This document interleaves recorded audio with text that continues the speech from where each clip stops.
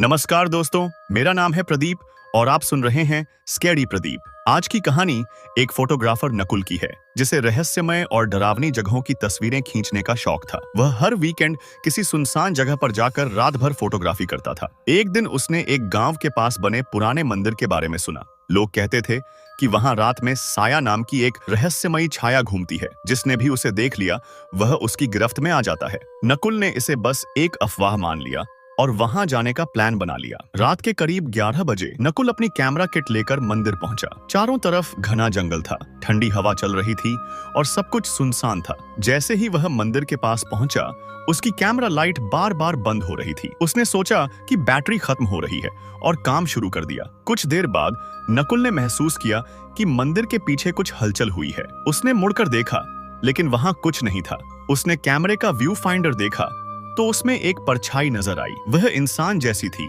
लेकिन उसका चेहरा साफ नहीं दिख रहा था। जब नकुल ने कैमरा नीचे किया तो वहां कुछ भी नहीं था। शायद यह मेरा वहम है, उसने खुद को समझाया। लेकिन तभी मंदिर के गेट से खटखट की आवाज आई। ऐसा लगा जैसे किसी ने गेट बंद किया हो। उसने गेट की तस्वीर लेने के लिए कैमरा उठाया, लेकिन कैमरे की स्क्रीन काली हो गई। स्क्रीन पर हल्के अक्षरों में लिखा आया, तुमने देख लिया। नकुल डर गया और वहां से भागने लगा। रास्ते में उसे बार बार ऐसा लगा कि कोई उसके पीछे चल रहा है। अचानक एक कंकड़ उसके पैरों के पास आ गिरा। उसने देखा तो कुछ दूरी पर वही परछाई खड़ी थी। अब उसका चेहरा साफ दिख रहा था। चेहरा ऐसा लग रहा था जैसे मिट्टी से बना हो और उसमें दरारें पड़ी हों। नकुल का दिल जोर जोर से धड़कने लगा। वह डर के मारे जंगल में भागने लगा। रास्ते में गिरते पड़ते वह किसी तरह गांव पहुंचा और एक बूढ़े आदमी के घर का दरवाजा खटखटाया। बूढ़े ने उसे पानी पिलाया और पूछा कि क्या हुआ। नकुल ने सारी बात बताई। बूढ़े ने कहा, तुमने जो देखा वह साया है। जिसे भी वह दिख जाए वह ज्यादा समय तक जिंदा नहीं रहता। नकुल ने बूढ़े की बात को मजाक समझा, लेकिन अगले दिन जब उसने अपने कैमरे की तस्वीरें देखी तो वह हैरान रह गया। हर तस्वीर में